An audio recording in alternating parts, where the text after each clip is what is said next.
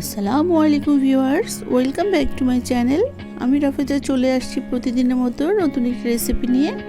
আজ আমি করে দেখাবো হাতে মাখানো গরুর মাংস ভুনা। খুব চমৎকার একটি ভুনা ভিউয়ার্স, অবশ্যই আপনারা রেসিপিটা ফলো করবেন এবং বাসায় সবাইকে নিয়ে এনজয় করবেন এবং ফ্রেন্ড সার্কেলদের মধ্যে শেয়ার করবেন। আজ আমি করে দেখাবো হাতে মাখানো লেবু দিয়ে খুব মজাদার একটি রেসিপি গরুর মাংসের। চলুন মূল রেসিপিতে চলে যাই। এখানে আমি নিয়ে নিয়েছি হাড় মাংস চর্বি সহ 2 কেজি গরুর মাংস। মাংসগুলো আমি ধুয়ে পরিষ্কার করে কেটে নিয়েছি। আর এখানে নিয়ে নিয়েছি লাল মরিচ, ধনিয়ার গুঁড়া, জিরার গুঁড়া, গরম মশলার গুঁড়া, আর নিয়ে নিয়েছি তেল, হলুদ, আদা রসুনের পেস্ট, আর নিয়ে নিয়েছি পেঁয়াজ কুচি, লবণ।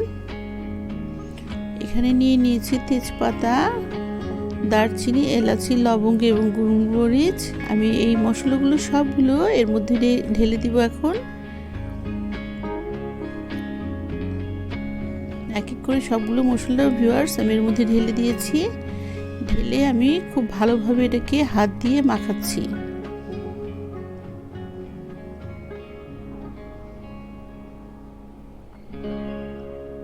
দেখতেই পাচ্ছেন খুব ভালোভাবে মাখাতে হবে যেন প্রতিটা মাংসের গায়ে মশলাগুলো খুব ভালোভাবে মাখানো হয়।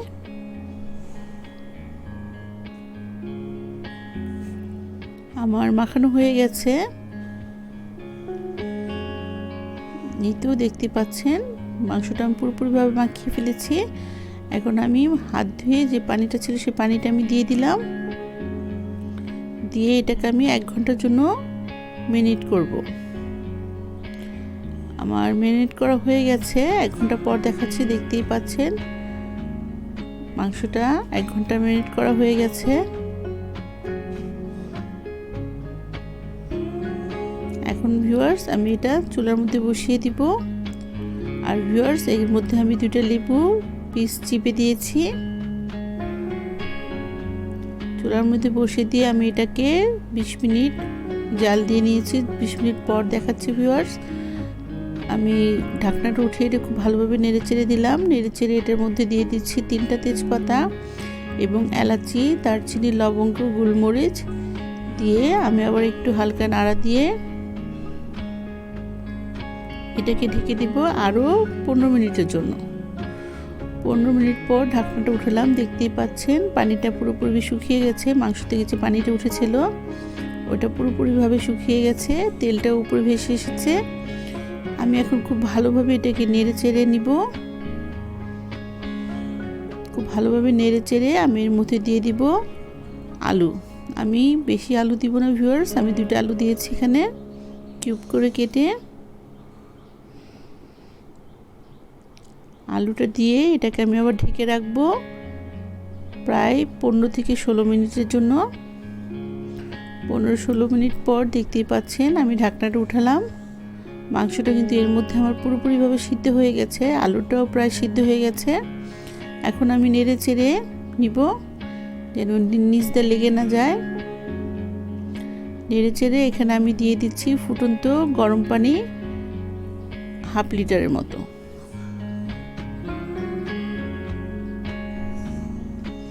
ফুটন্ত গরম পানি আমার দেওয়া হয়ে গেছে। আবার নেড়ে চেড়ে আমি ঢেকে দিলাম আরও 10 থেকে 15 মিনিটের জন্য। 15 মিনিট পর ঢাকনাটা উঠালাম। দেখতেই পাচ্ছেন পানিটা অনেকটা শুকিয়ে গেছে। এখন আমি আবার একটু নেড়ে চেড়ে দিচ্ছি। নেড়ে চেড়ে আমি ঢেকে দিয়েছিলাম। ঢাকনাটা আবার উঠালাম। আরও 7 থেকে 8 মিনিট পর মাংসটা আমার পুরোপুরিভাবে হয়ে গেছে। অলমোস্ট কমপ্লিট মাংসটা আমার 85% হয়ে গেছে। এখন ভিউয়ার্স এর মধ্যে আমি দিয়ে দিব রসুন কুচি।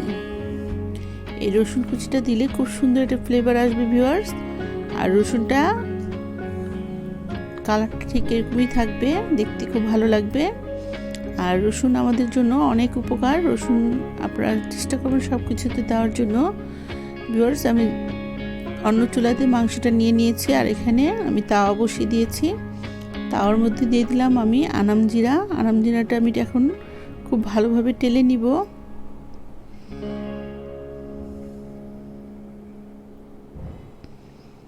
দেখতেই পাচ্ছেন জিরাটা আমার খুব ভালোভাবে টেলে নেওয়া হচ্ছে।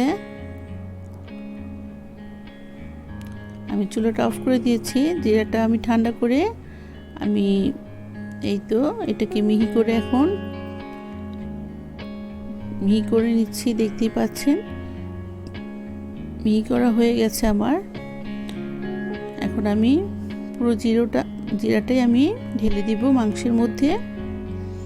এই তো আমি একটা প্যালার মধ্যে নিয়ে নিলাম, নিয়ে ঢাকনাটা উঠালাম। ঢাকনাটা উঠিয়ে এখন আমি জিরাটা দিয়ে দিব মাংসের মধ্যে। জিরাটা যখন দিব মাংসের ফ্লেভারটা আরও অনেক গুণ বেড়ে যাবে। প্লিজ ভিউয়ার্স, আমার ভিডিওটা যদি ভালো লাগে অবশ্যই সাবস্ক্রাইব করবেন, লাইক করবেন, শেয়ার করবেন এবং বন্ধুদের সাথে এটাকে শেয়ার করবেন প্লিজ। আমার মাংসটা হয়ে গেছে। এখন আমি উপরে দিয়ে দিচ্ছি কাঁচামরিচ, মাঝখান দিয়ে ভেঙে দিচ্ছি ভিউয়ার্স। আমি এখন আর নাড়াচাড়া করব না। এখন আমি এটা চুলা একেবারে নিভি করে আরও 5 মিনিট বসিয়ে দিব ঢেকে। 5 মিনিট পর আমি সার্ভ করে নিলাম। আমার মাংসটা হয়ে গেছে, ডান। খুবই চমৎকার ভিউয়ার্স। এই মাংসটা অবশ্যই আপনারা বাসায় তৈরি করে খাবেন এবং ফ্রেন্ড সার্কেলের মধ্যে শেয়ার করবেন। এটা পোলাও, ভাত, খিচুড়ি, পরোটা, রুটি যে কিছুর সাথেই আপনারা খেতে পারবেন, লুচির সাথেও খেতে পারবেন। খুবই চমৎকার একটি রেসিপি।